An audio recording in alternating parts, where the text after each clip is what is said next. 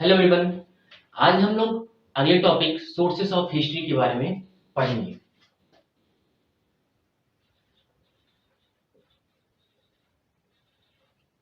Sources of history. History को पढ़ने के लिए, हिस्ट्री को समझने के लिए, उसके सोर्सेस को जानने के लिए हमें अपने पास्ट के उस एविडेंसेस को समझना पड़ेगा, उसके रिकॉर्ड्स को समझना पड़ेगा। और जिस एविडेंस को हम लोग पढ़ने जा रहे हैं वही क्या कहलाता है? सोर्सेस कहलाता है। इस सोर्सेस को हिस्टोरियंस ने 3 अलग-अलग भागों में डिवाइड किया।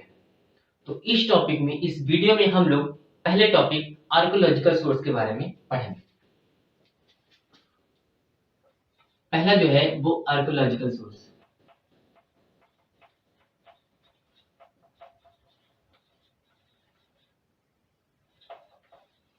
आर्कोलॉजिकल सोर्सेस, जिसे हिंदी में पुरातात्विक स्रोत कहा जाता है। पुरातात्विक स्रोत, पुरातात्विक स्रोत क्या होता है या फिर आर्कोलॉजिकल सोर्स क्या होता है? Remains of human existence. जो पहले के लोग, रिमेन्स का मतलब होता है अवशेष,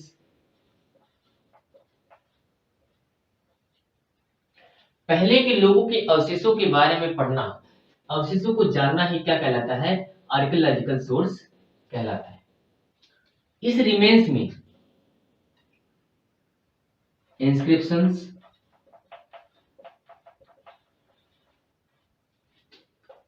coins, monuments,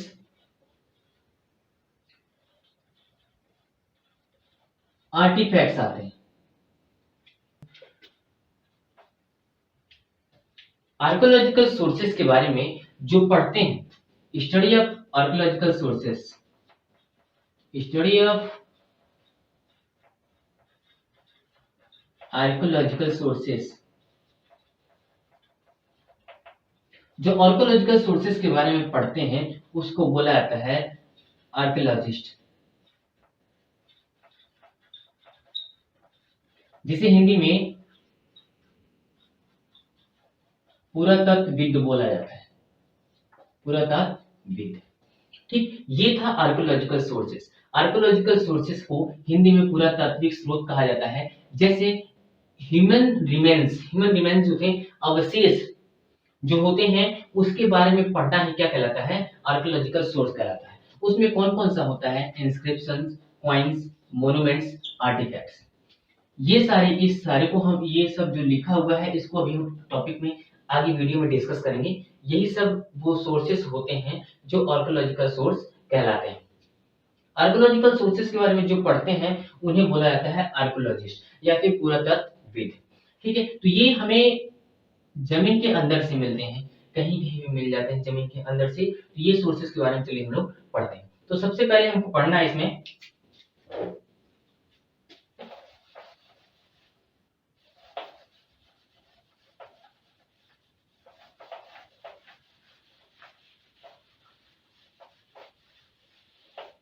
sources of history को इरेज करके यहाँ पे लिखते हैं आर्कियोलॉजिकल।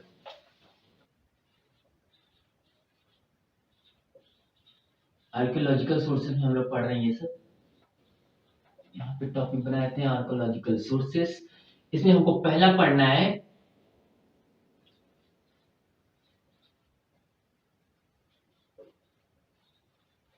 इंस्क्रिप्शंस, जिसे हिंदी में बोला जाता है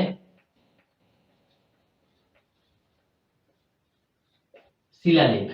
शिला का मतलब होता है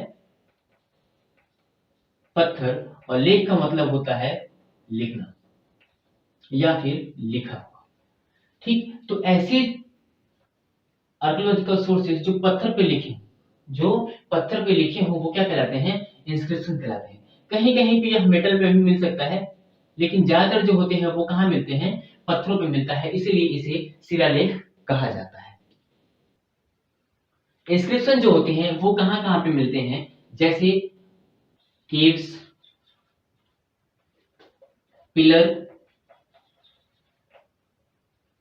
wall of fort, wall of forts, rocks, metal plates. और भी बहुत सी जगहों पे मिल जाते हैं। ऐसे जो सोर्सेस होते हैं इंस्क्रिप्शन, वो caves, pillar, wall of forts, rocks या फिर मेटल प्लेट्स पे मिलते हैं।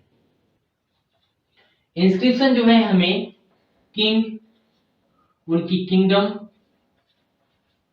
और उनके एडमिनिस्ट्रेशन के बारे में बताता है। एडमिनिस्ट्रेशन के बारे में बताता है इंस्क्रिप्शंस।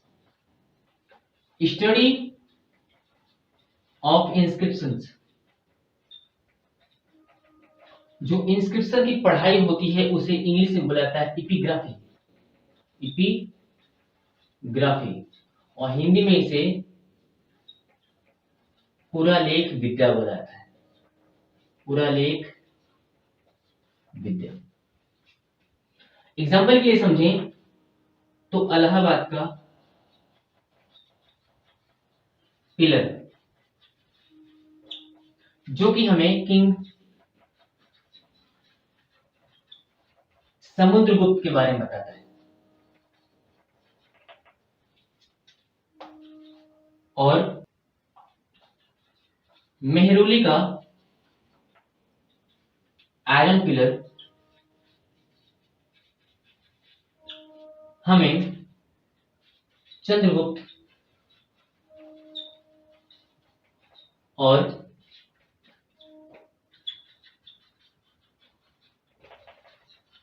विक्रमादित्य के बारे में बताता है। इंस्क्रिप्शन, इंस्क्रिप्शन का मतलब होता है शिलालेख, पत्थर पर लिखा हुआ। कहीं कहीं भी हम मेटल पे मिल जाते हैं। ये ज्यादातर caves, pillar, wall of fort, rocks, metal plates और भी जगहों पे मिलते हैं। ठीक, और भी जगहों पे लिखे हुए होते हैं। किंग्स, किंगडम्स और एडमिनिस्ट्रेशन, मतलब वो किंग के बारे में, उसके किंगडम के बारे में और उसके एडमिनिस्ट्रेशन के बारे में बताता है कि उसका वो एडमिनिस्ट्रेशन कैसे चलाता था। जो इंस्क्रिप्शन की पढ़ाई होती है उसे एपिग्राफी या फिर हिंदी में पुरालेख विद्या बोला जाता है। इलाहाबाद का पिलर जो है वो किंग समुद्रगुप्त के बारे में बताता है, और मेहरौली का आयरन पिलर जो है वो चंद्रगुप्त मौर्य और विक्रमादित्य के बारे में बताता है। तो चलिए अगला टॉपिक अब पढ़ते हैं हम लोग।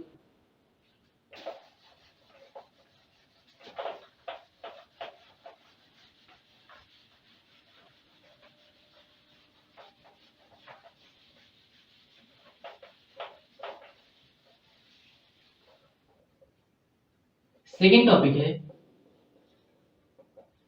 कॉइन्स, जिसे हिंदी में सिक्के कहा जाता है। बार्टर सिस्टम के खत्म होने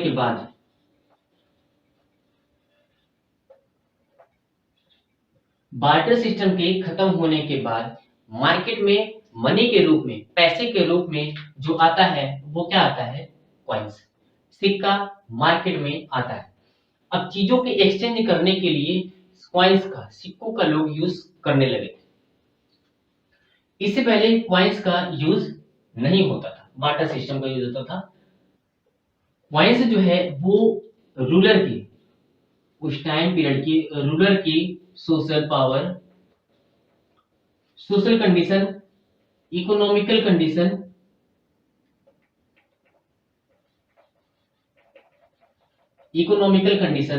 और उस समय के रूलर के पावर के बारे में बताता था। एग्जाम्पल के लिए समझिए, मिन्हाजुल सिराज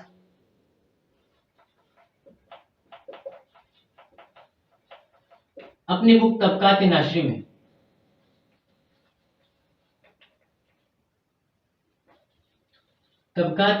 में रजिया के बारे में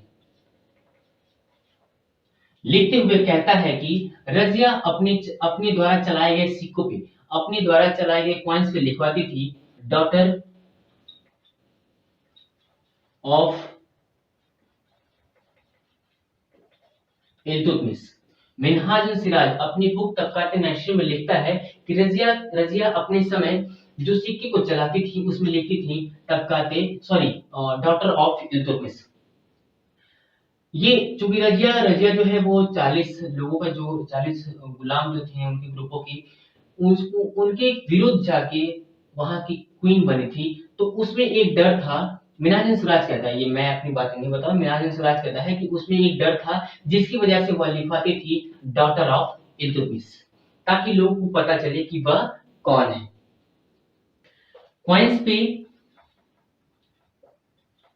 उस समय के रूलर के बारे में, या फिर रूलर का नाम, ईयर, कौन सी ईयर में वो बना है, और उस रूलर का टाइम पीरियड भी लिखा होता था, जिससे यह जानने में बड़ी आसानी होती थी कि क्या उस समय इंडिया से फॉरेन में या फिर फॉरेन से इंडिया में ट्रेड होता था कि नहीं। जैसे कुछ सिक्के इंडिया में फॉरेन के पाए गए हैं और कुछ फॉरेन में इंडिया के सिक्के पाए गए हैं, जिस पे हमने बताया कि वहां के रूलर का नाम, उस पे साल और उसका टाइम पीरियड भी लिखा होता था ज्यादातर। तो उससे क्या पता चलता था कि उस टाइम पीरियड फॉरेन से इंडिया में या फिर इंडिया से फॉरेन में ट्रेड होता था या नहीं। कॉइन्स की जो स्टडी होती है, कॉइन्स की स्टडी की जो होती है उसको बोला जाता है निमिस्मेटिक, निमिस्मेटिक्स, जिसे हिंदी में मुद्रा शास्त्र या फिर सिक्का शास्त्र कहा जाता है। कहा जाता है कि सबसे खूबसूरत कॉइन्स जिसने चलाया उनका नाम समुद्रगुप्त, जो अपने वॉरियर का कैरेक्टर और हिज लव ऑफ म्यूजिक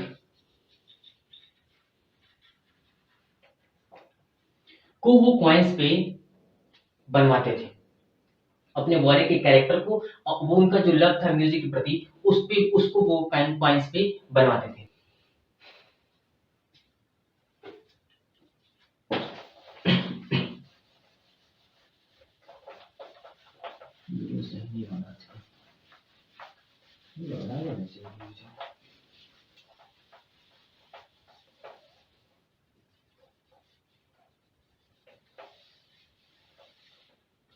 अगला टॉपिक है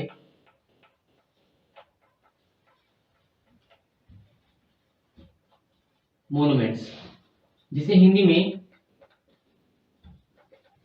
इमारतें कहा जाता है। इसमें बिल्डिंग्स, केव्स, फोर्ट्स, टेम्पल, ये सब आते थे। ये उस समय की न सिर्फ आर्किटेक्चर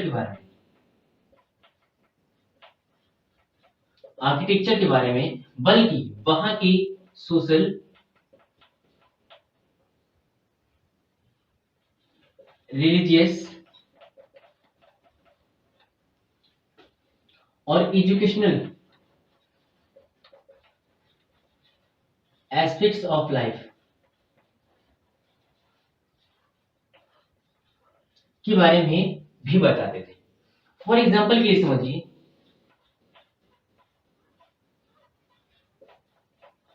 सोल टेम्पल ऑफ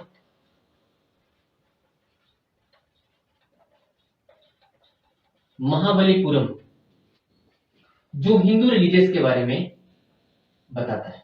ये सब मोन्यूमेंट्स हैं। हाँ, मोन्यूमेंट्स हैं जो इसमें इमारतें, बिल्डिंग्स, केव्स, टेम्पल्स, फोर्ट्स, ये सब आते हैं। तो सोल टेम्पल, ताजमहल ऑफ आगरा, जो मुगल डायनेस्टी के बारे में बताता है, मुगल डायनेस्टी के बारे में बताता है। स्तूप ऑफ सांची,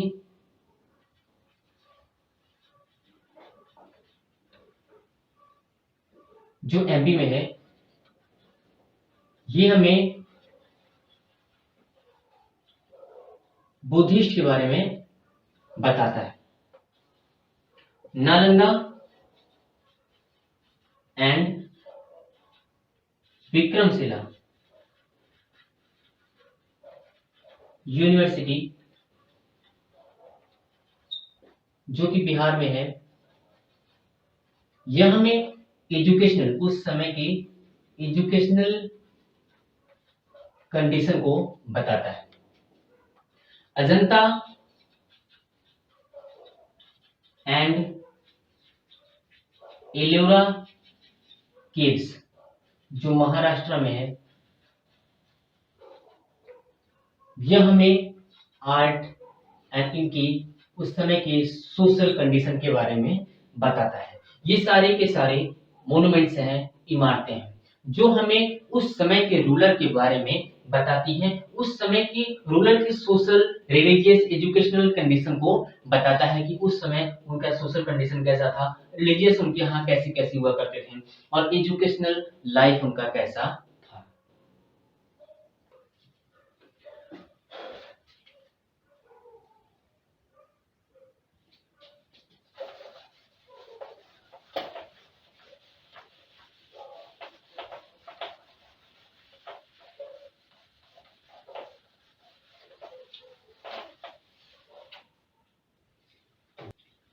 अगला टॉपिक और लास्ट टॉपिक है आर्टिफैक्ट्स, जिसे हिंदी में कलाकृति कहा जाता है। यह मैन मेड आर्ट हुआ करता था, मैन मेड आर्ट, जिसमें ऑर्नामेंट्स, टूल्स, पोट्री, पेंटिंग्स,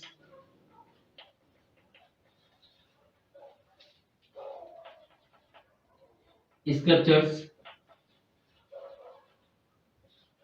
और चीजें आते थे। इससे आर्टिफैक्ट से उस समय की सोशल, कल्चरल,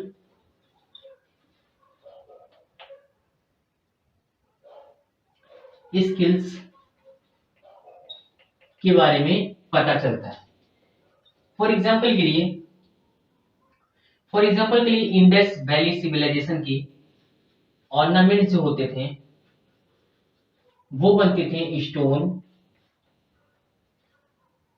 ब्रॉन्ज और टेराकोटा। टेराकोटा का मतलब होता है पक्की मिट्टी, जिस मिट्टी को फिर पका लिया जाता है उसको बोला जाता है टेराकोटा। तो वो ऑर्नामेंट जो होते थे स्टोन, ब्रॉन्ज और टेराकोटा से बने होते थे, जो हमें बताता था कि उस समय के लोग जो थे वो ज्वेलरी को लेके, ज्वेल्स को लेके कितने फॉन्ड थे, ज्वेल्स पहनना, ज्वेलरी पहनना उनको कितना पसंद था। ये था हमारा आर्कियोलॉजिकल सोर्सेज, जिसमें हमने 4 टॉपिक को डिस्कस किया। अगले टॉपिक में हम लोग अगला सोर्सेज जो है लिटरेरी सोर्सेज को पढ़ेंगे। ठीक है।